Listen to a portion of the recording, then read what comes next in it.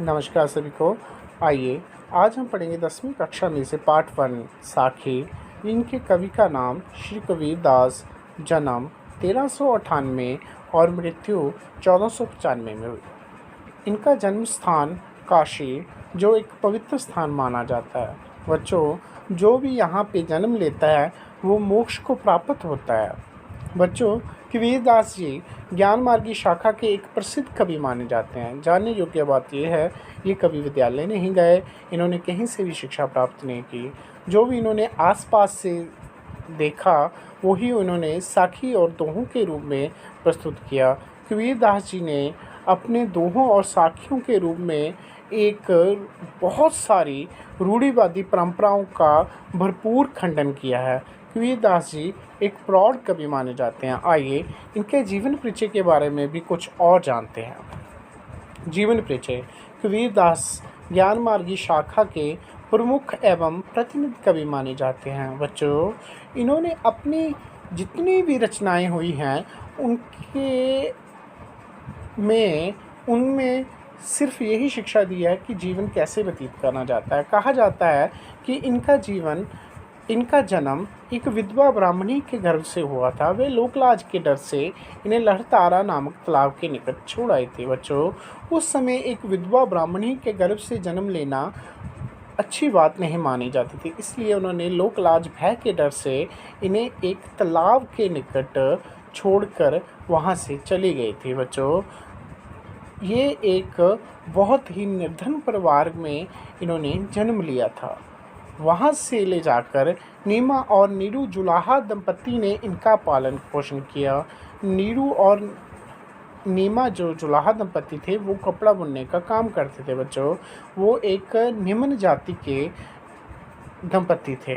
इस प्रकार हिंदू मुसलमान दोनों के संस्कार इनके जीवन में विद्यमान। बच्चों, जो नीरू और नीमा नामक दंपति थे वो एक मुसलमान थे और कबीर जी थे वो अनपढ़ थे लेकिन बहुत विद्वान थे। रचनाओं के बारे में भी जानते हैं। रचनाएं। कबीरदास जी की रचनाओं के संकलन में बीजक इनका बहुत ही अच्छा ग्रंथ है। इनके 3 अंग हैं, शब्द, साखी और रामायणी। नीचे इन तीनों की तस्वीरें दी गई हैं।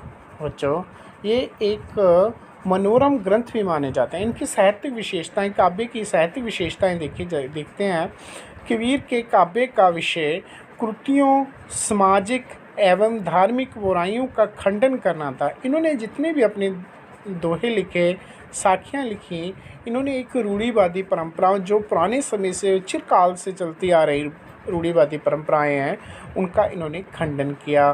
भय का खंडन किया, सामाजिक बुराइयों का खंडन किया। उन्होंने समाज में फैले हुए ढोंग, आडंबरों, जाति पाति के भेदभावों पर कड़े प्रहार किए। उन्होंने जाति पाति भेदभाव पर, आडंबरों पर जो ढोंगी थे उनके ऊपर बहुत तगड़ा प्रभाव अपनी रचनाओं में डाला है। इन्होंने एक साहित्यिक विशेषताओं के रूप में इनके बारे में बोला। आगे इनकी रचनाओं की साखियों के बारे में जानते हैं। ऐसी वाणी बोलिए मन का आपा खोए, अपना तन शीतल करे और उनको सुख होए। जो वाणी बोलिए, ऐसी वाणी। वाणी मीन्स वचन शब्द, आपा मीन्स घमंड और अहंकार। अपना तन शीतल करे, अपने शीतल मीन्स सुख और आनंद, और उनको सुख होए। कबीरदास जी कहते हैं कि ऐसी वाणी हमारे को बोलनी चाहिए जो अहंकार से मुक्त हो, जो अपने को तो सुख दे ही दे और औरन को भी सुख हो।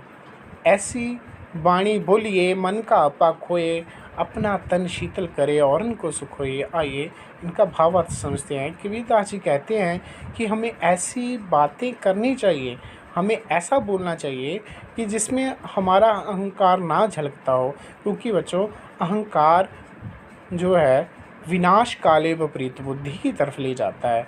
इससे हमारा मन शांत रहेगा, सुखमय रहेगा और पूर्ण रूप से हमारा मन किसी कार्य में एकाग्रचित रहेगा तथा सुनने वाले को भी सुख और शांति प्राप्त होगी। बच्चों, ये पहली जो साखी है उसमें शिक्षा दी गई है। आइए अब और इनकी साखियों के बारे में जानते हैं जो इन्होंने एक समाज के लिए शिक्षा प्रदान किया। कस्तूरी कुंडली वसे मृग ढूंढे मन माही, ऐसे घटी घटी राम है दुनिया देखे नाई। कस्तूरी एक सुगंधित पदार्थ को बच्चों बोला गया है। कुंडली मीन्स होता है नाभि। नाभि मीन्स के एक जो नाभि को बोलते हैं। मृग ढूंढे मन माही, और मृग मीन्स होता है हिरन। ऐसे घटी घटी राम है दुनिया देखे ना, कि कस्तूरी जो है एक सुगंधित पदार्थ होता है, वो हिरन के नाभि में होता है, लेकिन वो उसको ढूंढने के लिए वन में चले जाता है। ऐसे ही घट घट में राम हैं, पर दुनिया उनको नहीं देखती है, उनके हृदय में वास करते हैं। ऐसे राम भगवान और किसी भी भगवान को वो कभी भी नहीं देख पाते, क्योंकि वो मृग की तरह दुनिया में मंदिर गुरुद्वारों में मस्जिदों में उनको ढूंढने के लिए चले जाते हैं। आइए बच्चों, आगे इनके भावार्थ के बारे में भी हम जानते हैं। यहाँ कबीर ईश्वर की महत्ता को स्पष्ट करते हुए कहते हैं, ईश्वर की महत्ता को स्पष्ट करते हैं। यहाँ पे उनकी एक दृढ़ता, उनकी निश्चितता को स्पष्ट करते हैं कि कस्तूरी हिरन की नाभि में होती है, कि वो हिरन की नाभि में हुई कस्तूरी, लेकिन वो उसको ढूंढने के लिए कहाँ गया? वन में। लेकिन इसमें अनजान हिरन उनकी सुगंध के कारण, उसको सुगंध आती रहती है, पर पूरे जंगल में उसको बच्चों वो ढूंढता रहता है। वैसे ही वो भगवान जो है वो हमारे रोम रोम में है बच्चों, वो कण कण में है। ठीक उसी प्रकार ईश्वर भी प्रत्येक मनुष्य के हृदय में निवास करते हैं, परंतु इसे वहाँ नहीं देख पाता। वह ईश्वर को मंदिर तथा तीर्थ स्थानों में ढूंढता रहता है। इसी तरह बच्चों, हम भगवान को ढूंढने के लिए मंदिर और मस्जिदों में जाते हैं, वनों में ढूंढते हैं। जैसे वन में मृग ढूंढता है, वैसे ये हमारे लिए वन है। आइए अब इनकी और साखी के बारे में जानते हैं। जब मैं था तब हरि नहीं, अब हरि है मैं नहीं। सब अंधियारा मिटी गया, जब दीपक देखा माही। जब मैं था, मैं मीन्स होता है बच्चों अहंकार। तब हरि, हरि किसको बोला गया? ईश्वर को, परमात्मा को। अब हरि है मैं नहीं। जब हरि की प्राप्ति होगी बच्चों, तब अहंकार का नाश हो गया। सब अंधियारा मिटी गया, सब अंधियारा मिटी गया, जब दीपक देखा माही। सब अंधियारा, अंधकार, अंधकार होता है अज्ञान रूपी, और दीपक होता है ज्ञान रूपी। जब दीपक देखा माही, जब सब अज्ञान हमारा नष्ट हो गया, जब हमने ज्ञान रूपी दीपक को जलाया, कि हरि का अस्तित्व के बारे में हमने जाना। ऐसे बच्चों, हम जब मैं था, अहंकार को छोड़ के जब हम भगवान के अस्तित्व को जानते हैं, तो अज्ञान रूपी सब कुछ नष्ट हो जाता है। भावार्थ देखते हैं।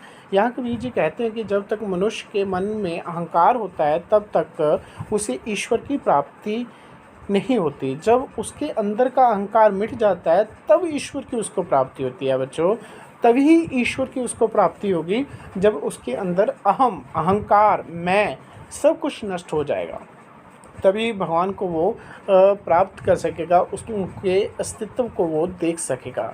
इस तरह बच्चों, इस पंक्तियों में कबीरदास जी ने बताया। ठीक उसी प्रकार जैसे दीपक के जलने पर उसके प्रकाश से अंधिकारा मिट जाता है, दीपक ज्ञान रूपी से अज्ञान रूपी अंधकारा मिट जाता है। यहाँ अहम, अहंकार का प्रयोग अंधकार, ज्ञान, अज्ञान रूपी अंधकार को मिटा देने वाला दीपक जब हम प्रयोग करते हैं, तो हम ईश्वर को पा लेते हैं बच्चों।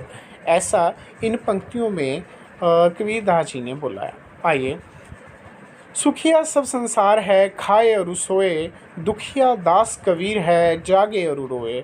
यहाँ पे कबीरदास जी एक संसारिक विडंबना के बारे में देखकर होते हैं कि सुखिया सब संसार है, सारा संसार सुखी में है, खाए और सोए, और खाने और पीने को ही सच्चा सुख मानता है। दुखिया दास कबीर है, कि दुखिया कबीरदास जी दुखी होते हैं इस चीज़ को देख के, वो दुख पाते हैं कि एक विरह में, भगवान के विरह में वो रोते हैं।